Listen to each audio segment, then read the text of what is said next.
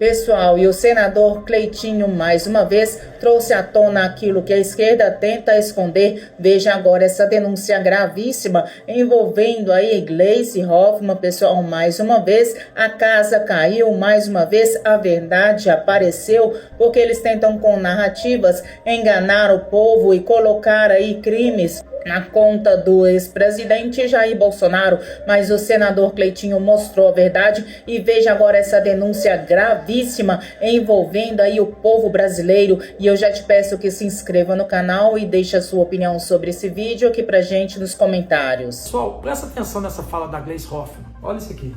Respondendo um deputado bolsonarista que aqui no plenário disse que a economia sob o governo Lula é uma tragédia. Tragédia, deputado, foi a fila do osso que o Bolsonaro permitiu que existisse no Brasil. As pessoas desempregadas e sem comida. Isso é tragédia. A Gleisi Hoffmann gosta muito de falar do passado, né, principalmente do governo Bolsonaro. Mas eu vou mostrar para ela agora o presente do governo Lula. Olha isso aqui, Gleisi. Ó, 31 de janeiro. Agora, olha isso aqui. Olha a fila, Gleisi.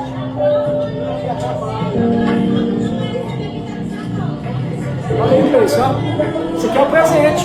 Quem que é o presidente hoje, Gleisi? É o Lula. Olha aí. O que é isso aqui, Gleisi? Você falou da fila do osso. Agora mostra mais um, mostra mais. Recente também, pode passar, pode mostrar. Olha isso aqui, gente. Ó, aí, ó. Projeto Anjo que faz bem, 17 de 1 de 2025, Fortaleza. Agora também. Olha, 2025, ó. Olha a fila, Gleisi. Esse aqui agora é presente. É do governo Lula. Então eu queria aqui te falar que preocupa agora com o presente, esquece o passado, até porque o Bolsonaro não é nem mais presidente. Já tem 2 anos que quem é o presidente é o Lula. Está indo para o 3º mandato dele, o ano que vem acaba. E olha a inflação como é que está nesse país. Olha os alimentos, olha o custo de vida da população brasileira. Vocês que gostam tanto de falar que vai defender o pobre, defender o trabalhador. Traga realmente propostas para realmente resolver o problema da população brasileira. E pare de falar do Bolsonaro. Bolsonaro, Bolsonaro, Bolsonaro. Já tem 2 anos. 3 vai fazer já que o Bolsonaro não é presidente. Vai fazer já 3 anos que quem é o presidente é o Lula. Então traga de resolver os problemas do povo brasileiro. Esqueça o Bolsonaro de uma vez por todas. Pessoal, e contra fatos não há argumentos. Pessoal, isso que a esquerda tenta fazer é um absurdo, porque eles querem enganar o povo brasileiro. Eles querem inventar narrativas envolvendo o ex-presidente Jair Bolsonaro. E veja agora o que o senador Cleitinho mostrou aí, envolvendo aí Bolsonaro, mais uma fala aí, onde Bolsonaro defende o povo patriota, defende os brasileiros, e isso a esquerda não quer mostrar, isso a esquerda aí quer deixar escondido, pessoal. Mas aqui você vai ver a verdade, vai ver os fatos como eles são. Veja essa denúncia gravíssima que fez aí o senador Cleitinho e já deixa a sua opinião aqui pra gente nos comentários. É vocês, patriotas, compartilhem esse vídeo pro Brasil inteiro. É sobre a PEC da anistia. E olha só a fala do presidente Bolsonaro. Presta bem atenção nessa fala dele, que é extremamente importante, porque a gente possa fazer essa mobilização, porque a gente consiga tantos deputados federais, senadores, votar isso o mais rápido possível. Olha isso aqui. Bem, vimos há pouco uma declaração do novo presidente da Câmara sobre a anistia. Ele foi bem claro na nossa conversa lá atrás, uma conversa bastante respeitosa, que ele botaria em pauta, sim, qualquer assunto que interessasse a maioria dos líderes. E ele disse também que vai se reunir com líderes e, entenda a maioria, o projeto da anistia será aí pautado lá pela Câmara. O argumento que a gente usa, como ele disse, né, ficou muito bem claro, mas não é a minha anistia. Afinal de contas, eu não estou condenado em absolutamente nada. É a anistia de 10 pessoas, dezenas e dezenas de pessoas condenadas apenas absurdas, como tem dezenas e dezenas também que estão em outros países, foragidos. Tem caso de jovens mães com 2 filhos pequenos, 4, 5 anos, que ela dorme e acorda sem ver seus filhos. Como tem também um foragido, condenado, 17 anos de cadeia, foragido de Ji-Paraná, Rondônia, com 6 filhos pequenos, de 10 anos até um de colo. E nós devemos rever isso aí. É papel da Câmara rever esse assunto. E o Mota foi muito feliz em dizer que vai procurar, vai conversar com os líderes, em havendo a maioria, esse material entrar na pauta e em votação. É isso que a boa notícia e te dá que o... Eu sei, pessoal, essa é a fala, pode parar por aqui, essa é a fala do presidente Bolsonaro, olha a grandeza dele, isso que é líder, para mostrar que não está incluindo ele nessa PEC da anistia, até porque não está condenado a nada. Isso que vale para as pessoas que vieram aqui no dia 8, inocentes, que estão presas, justamente essa covardia que fizeram com os patriotas. Então peço aqui a mobilização de vocês pelo seguinte, agora é a hora dos senadores que votaram no Davi Alcolumbre, os deputados federais que votaram no Hugo Mota, pressionar para colocar em pauta. Porque tem uns canalhas, deputados federais e alguns senadores, falando que não quer aceitar essa PEC da anistia. A PEC, gente, é legítima, ela pode ser assim tramitada. Cabe ao plenário, que é soberano, votar sim ou não. Se você, deputado, que está falando que não quer a PEC da anistia, é só você em plenário, publicamente falar que você é contra. Mas não faça sacanagem com o povo. Não faça sacanagem com esses patriotas. E eu peço aqui tanto o Davi Alcolumbre e tanto o Hugo Mota, que foram votados pela ala da direita conservadora.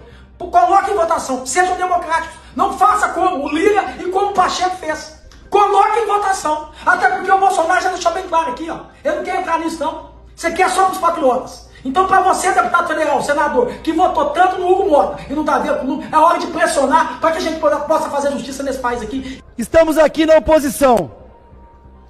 Falo com o coração cheio de compromisso para os milhões de brasileiros que, assim como eu, assim como nós, não aceitam mais o desgoverno que tomou conta da nossa pátria nos últimos anos. 2 anos que deveriam ter sido marcados por avanços da dignidade e da valorização do povo brasileiro. Mas, infelizmente, esses 2 anos foram perdidos.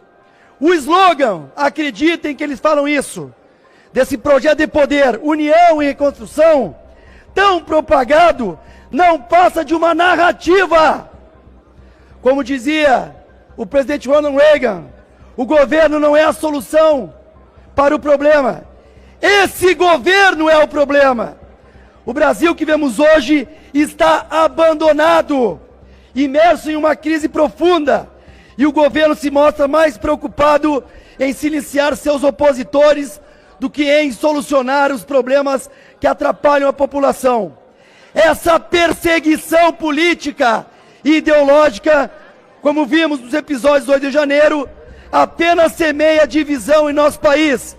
Agora sim, precisamos trazer o projeto de lei da anistia à votação. A Casa do Povo é que tem que decidir. Fomos um país forjado na luta pela liberdade, pela família e pelos valores cristãos. Não podemos esquecer que desde a nossa independência, o Brasil tem buscado alicerçar seu futuro na defesa da democracia, na valorização da família e na busca incessante por justiça, sem abrir mão da ordem e do progresso. Enquanto o governo se perde em promessas vazias, o povo sofre as consequências da falta de responsabilidade desse desgoverno. O trabalhador brasileiro está sendo esmagado pela inflação, pelo aumento dos preços e pela perda do poder de compra vivenciado todos os dias nos supermercados. A cada dia, mais famílias enfrentam dificuldade para garantir o básico. E quando eu falo básico, é carne, é feijão, e não é a picanha. Nós precisamos sim que as leis não sejam ignoradas. Quando o erário público é tratado com desdém, é nosso dever, como representantes do povo, garantir a justiça. Assim como Dilma Rousseff foi responsabilizada pelas pedaladas fiscais, o presidente Lula deve ser investigado pelas graves irregularidades no programa Pé de Meia, apontado pelo Tribunal de Contas da União.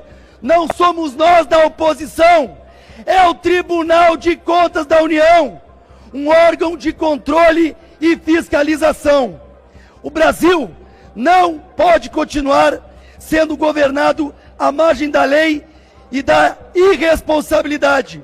Este mesmo governo do mensalão, do sanguessuga, das corrupções da Petrobras. Chega do desgoverno, chega de responsabilidade. O povo brasileiro não aguenta mais. Por isso, a oposição faz um apelo. Vamos unir nossas forças em nome da justiça, da liberdade, do futuro do nosso país. O impeachment de Lula é uma medida necessária, não apenas pela incompetência evidente, mas pela proteção da nossa nação contra aqueles que querem nos arrastar para o abismo. Estamos com o povo brasileiro, pela liberdade dos presos do 8 de janeiro, pela liberdade de expressão, pela dignidade do povo brasileiro, que honra a história e seus valores cristãos. Eu digo à nação, estamos juntos, vamos em frente, com coragem, com fé, e a vitória do povo, e não daqueles que querem poder. Sim, me junto a vozes, e nós falamos, fora Lula! Fora Lula! Anistia! Anistia! Não à censura! Não à censura! Bolsonaro, presidente do Brasil em 26! Bolsonaro, presidente do Brasil em 26!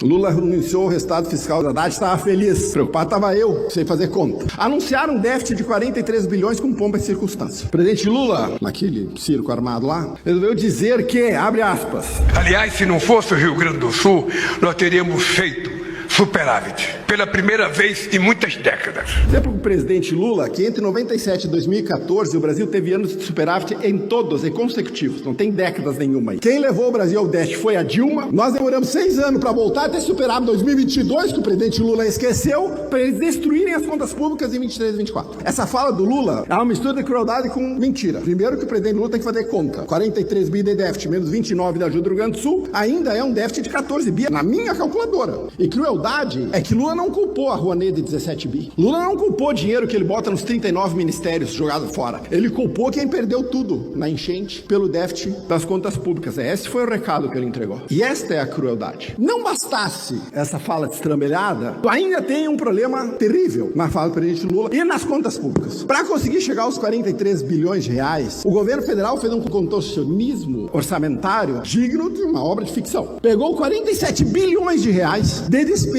que deveriam ser jogadas para 2024 e antecipou elas para 2023. E por que ele antecipou para 2023? Porque em 2023 o governo federal não precisava seguir nenhuma regra fiscal. Mas pegou receitas de 2023, que eram oriundas dos depósitos judiciais da Caixa Econômica Federal, e jogou para 2024, aumentando artificialmente a receita. Vocês acham que acabou? Pegou 8,5 bilhões de depósitos esquecidos dos brasileiros nas contas correntes e botou na conta. Fez a Petrobras assinar um acordo no CARF de 11,9 bilhões de reais para poder botar dinheiro no caixa. Arrecadou 9,5 bi dos chamados super ricos, numa arrecadação que vai acontecer uma única vez, só aconteceu em 2024, não vai se repetir. Quando tu retira esta maquiagem das contas públicas, tu descobre a verdade dos números. O déficit fiscal brasileiro certamente ultrapassa 100 bilhões de reais. Nessas contas aqui, nós estaríamos falando de 135 bilhões de reais. Este número é muito mais próximo do cenário fiscal hoje, ou do quadro fiscal brasileiro, do que os 43 bilhões de reais apresentados de déficit. Com um detalhe, o governo federal arrecadou 262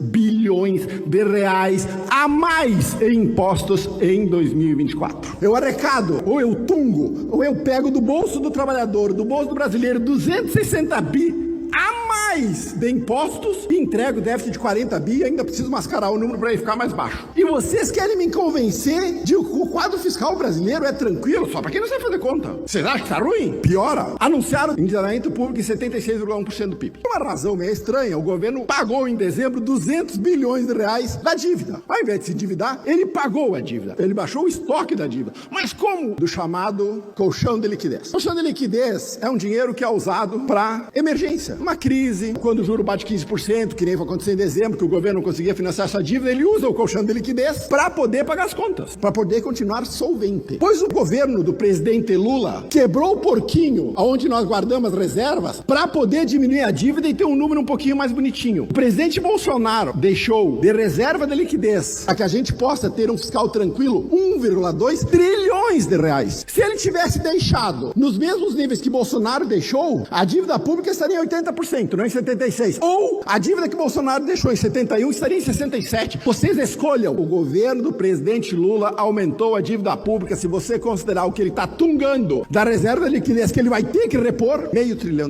ou 9 pontos percentuais de dívida. E eu tenho que assistir no fim de semana o Haddad, aquele incapaz que não sequer consegue fazer uma conta simples de matemática, dizer para todo mundo ouvir que o problema do Brasil não é fiscal. Vocês aguardem o que vai acontecer em 2025. Já existem analistas prevendo recessão para o segundo semestre. Não me surpreendo, porque eu já falei na tribuna aqui que a recessão está comprada, e não me surpreendo que ela aconteça em 2025. Fora da ilha da fantasia, desse mundo imaginário, onde as coisas estão indo bem, a realidade nua e crua é esta aqui. O fiscal do brasileiro está uma vergonha e está preocupante. Se o Brasil não der de novo um cavalinho de pau nessa política econômica de gastar sem responsabilidade, quem vai pagar a conta vão ser as gerações futuras. Mas quem diz que o Lula está preocupado com as gerações futuras? A única preocupação do Lula é com o próprio umbigo. Eu acho que eu estou num mundo paralelo, porque inicialmente está todo mundo falando aqui que nós estamos vivendo num país democrático, sendo que vocês estão vendo aqui agora um senador censurado há 2 anos.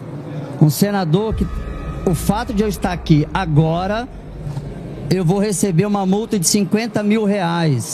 Eu mandei agora para todos os senadores no aplicativo do WhatsApp a decisão do Alexandre de Moraes me proibindo de estar aqui. Está violando o artigo 53, não é o Marcos Duval, é o senador Marcos Duval. Bom, vamos iniciar aqui agora. Eu gostaria de muita atenção de todos, que eu tenho muita coisa para dizer. Primeira coisa que eu tenho a dizer, eu vou falar sobre debriefing. Não sei se já escutaram essa expressão, mas eu vou fazer uma análise pós-gestão atual. Não vou entrar em detalhes se é um bom pai, bom filho, bom irmão, não é essa a questão aqui. É a questão da função a qual nós fomos demandados pela sociedade. Senhoras e senhores senadores e todo o povo brasileiro, capixaba, sobre essa tribuna, para cumprir meu dever como representante do Espírito Santo, claro, todo o Brasil. Antes de ingressar na política, dediquei 30 anos à formação de forças especiais das unidades policiais ao redor do mundo, sendo 20 anos deles junto à SWAT americana. Aprendi a importância da capacitação contínua, da disciplina, da estratégia e, acima de tudo, da verdade, da coragem diante das adversidades. Por isso que eu inicio aqui um debriefing. Hoje, como senador, minha principal arma para defender a população é a minha voz, é esse local que eu estou. Mas isso foi me retirado de forma ilegal e inconstitucional. Agora falarei sobre a maior perseguição política da história do Brasil. Impressionante quando a gente fala, as pessoas ainda parecem comentar, conversar, parece que... Eu acho que eu sozinho no mundo paralelo, eu e Girão, não é possível. Porque as pessoas não estão prestando atenção nas coisas que eu vou começar a dizer aqui. Isso pode mudar lá no final, aquela pessoa que pode passar fome e morrer porque não tem o que comer. Não é porque não tem picanha, não vai ter o que comer. E o que eu vou dizer aqui pode fazer a diferença disso. Sejamos responsáveis pela vida humana. Fui submetido... Bom, vou falar sobre a história. O que está em jogo aqui não é apenas a minha liberdade de expressão, mas a independência do Congresso Nacional. Se um senador hoje pode ser censurado, perseguido, calado, sem qualquer base legal, qualquer outro de vocês aqui, senadores e senadoras, poderão ser o próximo.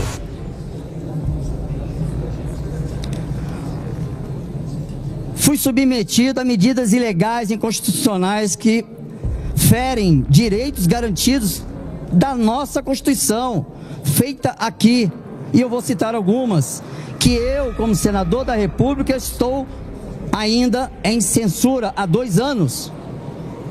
Censura absoluta das redes bloqueadas, das redes sociais bloqueadas, salários embargados e multa de 50 milhões de reais sem qualquer base jurídica.